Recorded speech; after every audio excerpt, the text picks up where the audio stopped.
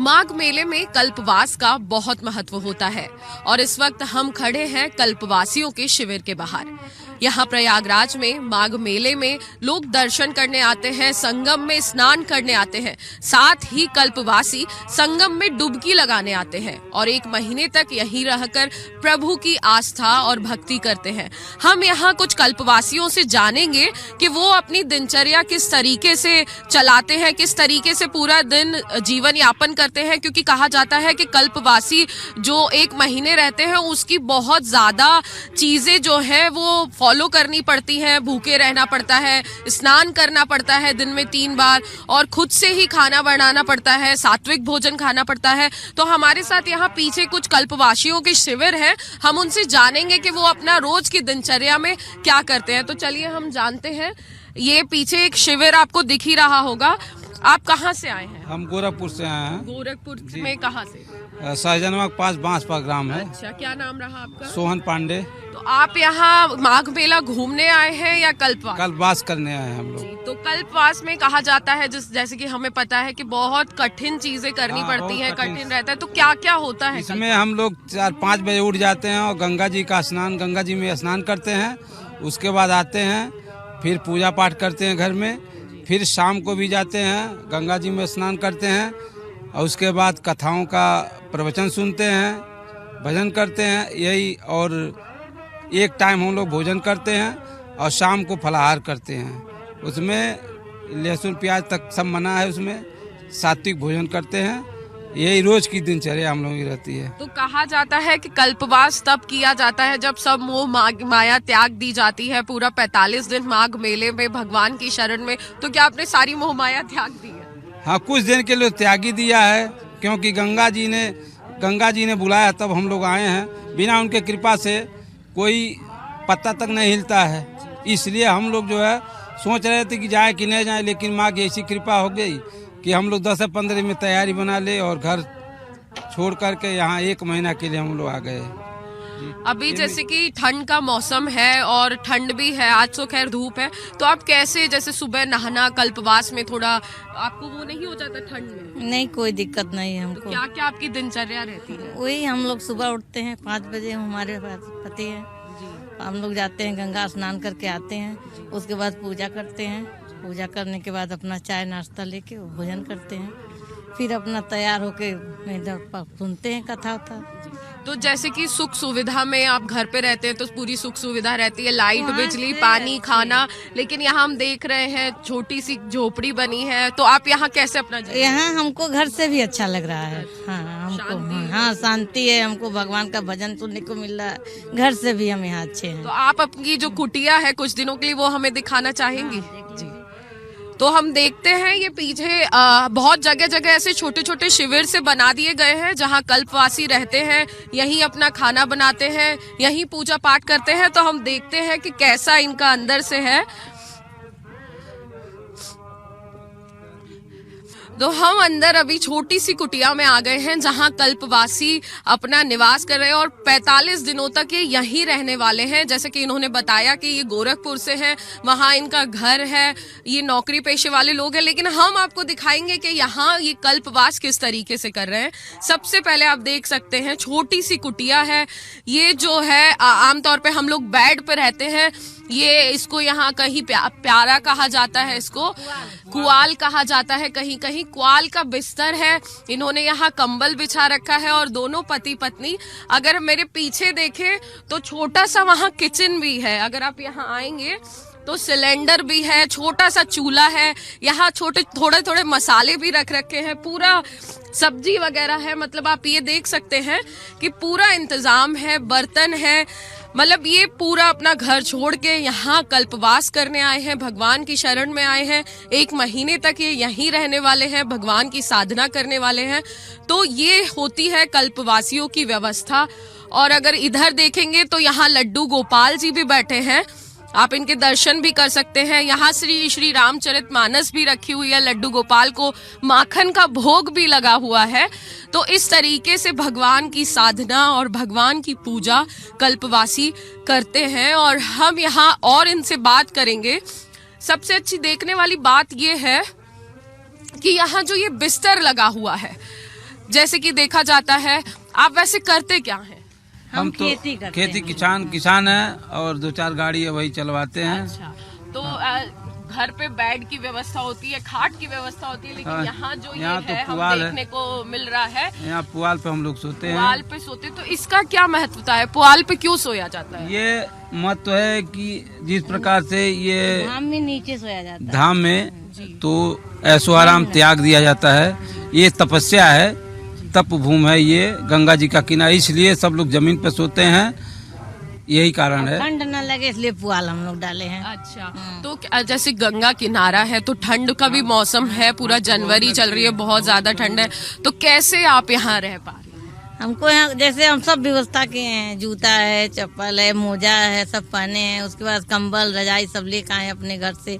यहाँ हमको कोई दिक्कत नहीं है। नहाने के बाद ठंडी गायब हो जाती है। हाँ, गंगा जी में स्नान करने पर ठंडी गायब हो जाती है। पीछे हम देख रहे हैं आपका बहुत प्यारा सा छोटा सा किचन है, सिलेंडर है, गैस की पूरी व्यवस्था है। तो ये सारी व्यवस्था आपने कैसे की? हम सब घर से लेकर आए हैं। हाँ, सब अपना व्यवस्था, रहना है तो भाई व्यवस्था करना है।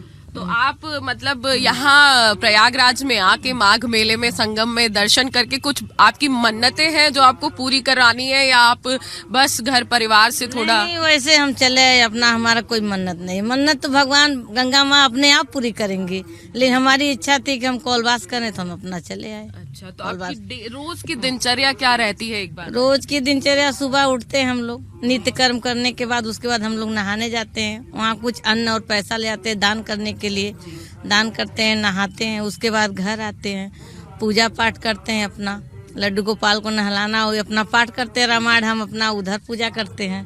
उसके बाद उठते हैं, चाय बनाते हैं, पानी वगैरह पीते हैं, खाना बनाते हैं। 12 बजे तक खाना वाना खा के कथा वचन सुनते, इतनी समय से हम लोग तैयार होके जा रहे थे। कथा सुन ले, कथा सुनेंगे, उसके बाद संगम घूमे टहरेंगे। और यहाँ कौन काम है, वही दिनचर्या हम लोगों का है बस।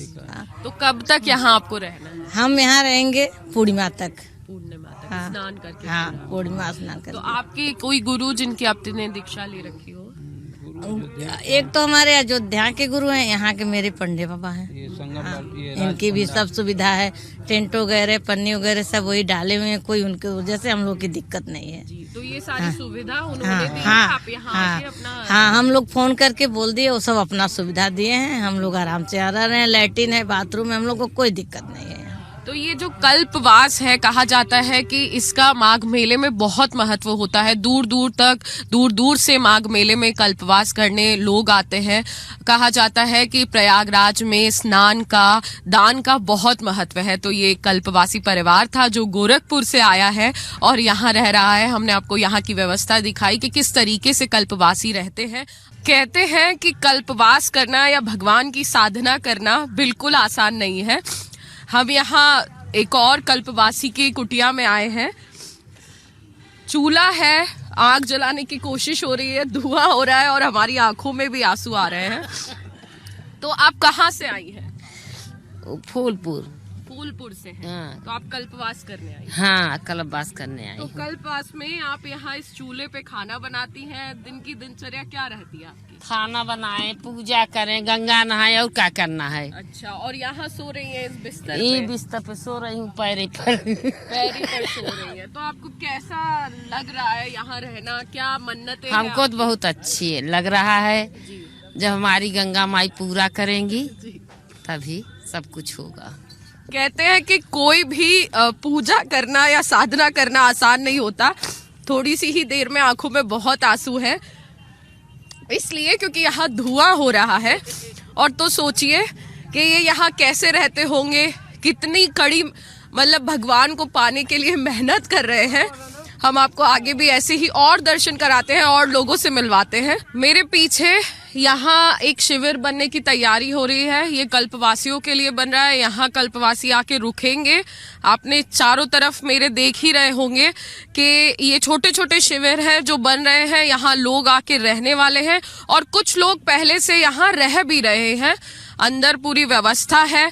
हमारे साथ एक आंटी जी। आंटी, कहाँ से आई हैं आप?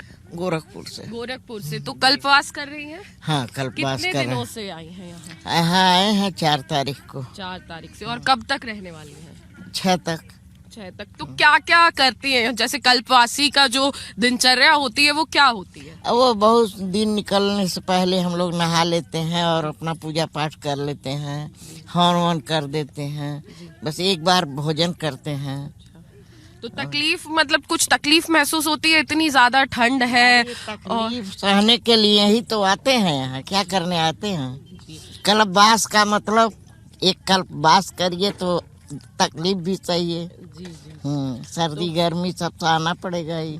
तो स्नान करने कब कब जाती हैं? स्नान करने हम तो एक ही बार जाते हैं, लेकिन बहुत लोग 2 बार जाती हैं। कुछ लोग, जब मान लीजिए हम बहुत बड़े बूढ़े हैं तो हम नहीं जा पाएंगे, तो हम एक ही बार जाते हैं। नहीं भी जाते हैं, यहीं नहा लेते हैं। हाँ, तो कहा जाता है कि कोई भी चीज करे अपने आप को तकलीफ ना दे, लेकिन कल्पवास करना अपने आप में ही एक बहुत बड़ी बात है, क्योंकि एक बार खाना खाना और पराल पे सोना, घर की मोह माया को त्याग देना। जैसे कि पीछे तमाम शिविर हैं हमारे पीछे और लोग भी बैठे हैं, हम उनसे भी जानेंगे। ये जो शिविर है, ज्यादातर लोग यहाँ गोरखपुर से आए हुए हैं और अभी यहाँ पूरे लोग आए भी नहीं हैं, अभी तैयारी चल रही है। कुछ कल्पवासी हैं, कुछ नहाने गए हैं और अभी दोपहर का समय है, तो कहा जाता है कि दोपहर में भगवान की शरण में भगवान के भजन करने, भागवत सुनने, यहाँ आसपास भागवत बहुत ज्यादा हो रही है, भागवत सुनने जाते हैं लोग। और हमारे साथ और भी यहाँ लोग जुड़ेंगे जो कल्पवासी हैं, हम उनसे बात करेंगे कि उनकी दिनचर्या क्या रहती है और वो कैसे। देखिए, यहाँ आपको मैं दिखाऊंगी, यहाँ एक आंटी बैठी हैं अंदर और छोटी सी कुटिया है और ये खाना बना रही हैं। आंटी, कहाँ से आई हैं आप? देवरिया जिला से। हाँ, तो हाँ। कितने दिनों से आई हैं? 4 तारीख को। 4 तारीख से। तो क्या कल्पवासी हैं आप? हाँ, कलवासी। अच्छा, तो क्या क्या करती हैं आप पूरे दिन में? नहाते हैं, दान पुण्य करते हैं, भोजन बना के खाते हैं। अच्छा, यही तो आप ये देख सकते हैं, बहुत ही प्यारी सी कुटिया। यहाँ खाने की व्यवस्था है, पूरी सोने की, रहने की व्यवस्था है, आनंद में है। आंटी, आंटी कुछ भजन सुना के बता दीजिए, आप यहाँ कल्पवास कर रही हैं। ये एक छोटा सा, अच्छा आगे आगे चलते हैं। आप देख लीजिए, आंटी का खाना भी तैयार है, खाना खाने जा रही हैं। हमारे साथ एक और अम्मा जी हैं। कहाँ से आई हैं आप? देवरिया से। देवरिया से। तो कल्पवास करने आई हैं। तो क्या क्या करती हैं आप पूरे दिन में?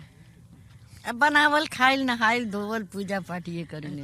कहा जाता है कि कल्पवास करना आसान नहीं होता। कल्पवास करने के समय आपको सुबह सुबह उठना पड़ता है, दिन में 3 बार नहाना पड़ता है और कुछ नियम होते हैं जिसका आपको पालन करना बेहद जरूरी है।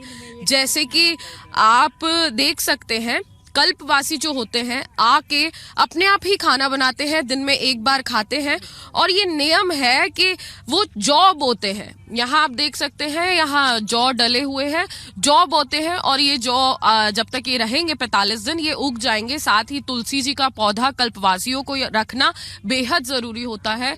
ये तुलसी जी का पौधा वो अपने घर ले जाते हैं, जौ को गंगा में सिरा देते हैं। ये एक नियम है कल्पवासी के लिए और ये बेहद महत्वपूर्ण होता है। हम चलते हैं आगे, यहाँ कुछ कल्पवासी हैं जो खुद से भोजन बनाया हुआ है और भोजन ग्रहण कर रहे हैं और आगे हमारे साथ और भी लोग जुड़ेंगे। कहाँ से आए हैं अंकल आप? गोरखपुर से। गोरखपुर से। हाँ। कल्पवास करने आए? हाँ, कल्पवास कितने दिन हो कर गए हैं यहाँ? 12वां साल इस साल है। हर साल आते हैं? हर साल आते हैं। अच्छा, तो क्या क्या रहता है, आपकी दिनचर्या क्या रहती है? दिनचर्या सुबह नहाना जी। और उसके बाद नहा करके आना, पूजा पाठ करना, उसके बाद 1 बजे भोजन करना और उसके बाद मेला वाला थोड़ा बहुत घूमना, फिर शाम को विश्राम। माने एक टाइम ही भोजन होता है।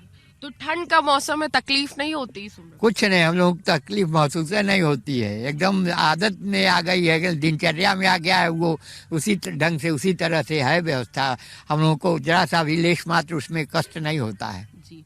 कहते हैं कि जो कल्पवास करते हैं उनको उनकी दिनचर्या बहुत कठिन होती है। सुबह उठना, गंगा जी के ठंडे ठंडे पानी में नहाना, तो जरा सा भी कुछ ऐसा महसूस होता है कि भगवान की शरण में जाने के लिए, भगवान को पाने के लिए हमें तकलीफ का थोड़ा वो करना? नहीं, ऐसा कोई बात नहीं है। माध्यम होना चाहिए। माध्यम है भगवान पर, ऐसा होता है जो उनकी मारने से ज़्यादा बड़ा खत्म हो जाती है। जी। हम तो हमको कुछ नहीं अच्छी होता है। तो प्रभु की जैसे कि कहा जाता है कि प्रभु की आराधना, प्रभु को मनाना, किस तरीके से आप प्रभु की पूजा पाठ करते हैं?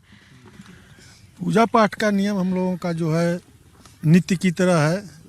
और यथाशक्ति हम लोग पूजा करते हैं, जिसको मतलब अलग अलग अपने अपने वो से करते हैं लोग। जी जी, तो आप कहाँ से आए हैं? हम गोरखपुर से आए हैं, गोरखपुर के चौरी चौरा से आए हैं। तो आप जैसे यहाँ कैसे, जैसे छोटी सी कुटिया है, नीचे सोना है, तो ये व्यवस्था आप खुद ही करके आते हैं या यहाँ आपको मिलती है? मतलब ये हम लोगों का टेंट बाबा के यहाँ से मिलता है और सारी व्यवस्था हम लोगों की अपनी रहती है। घर से सारा सामान जी। लेके आते हैं। तो अभी जैसे कि दिन में प्रवचन सुनते हैं, भागवत सुनते हैं और 3 बार स्नान करते हैं, तो ये मैं ये जानना चाहूंगी, वैसे मैंने थोड़ा थोड़ा पढ़ रखा है लेकिन हमारे दर्शकों को भी पता चल जाए। मैंने यहाँ देखा हर टेंट के बाहर जौ बोए हैं और तुलसी के पौधा लगा हुआ है, तो इसकी क्या महत्वता है, क्यों होता है? तुलसी का पौधा मात्र पूजा के नियत से लोग लगाते हैं।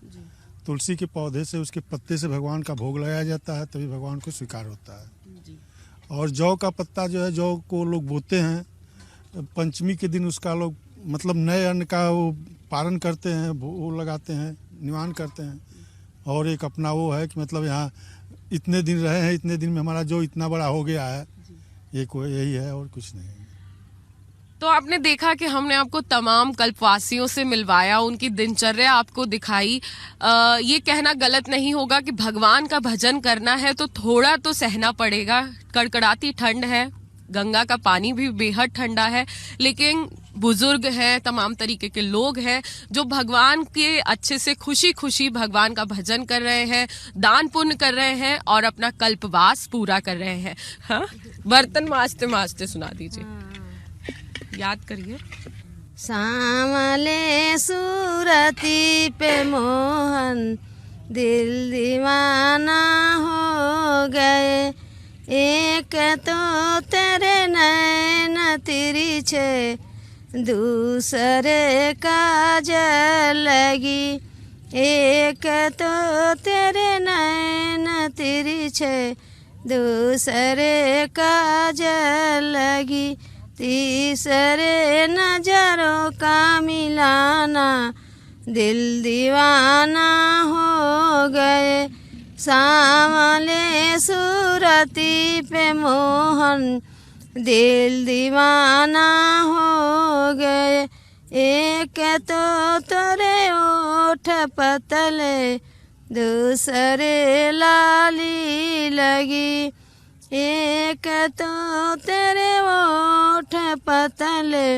दूसरे लाली लगी, तीसरे तेरे मुस्कुराना दिल दीवाना हो गए, सांवले सूरती पे मोहन दिल दीवाना हो गए, सांवले सूरती पे मोहन दिल दीवाना हो गए, एक तो तेरे हाथ पतले दूसरे मेहंदी लगी, एक तो तेरे हाथ पतले दूसरे मेहंदी लगी, तीसरे बंसी का बजाना दिल दीवाना हो गए, तीसरे बंसी का बजाना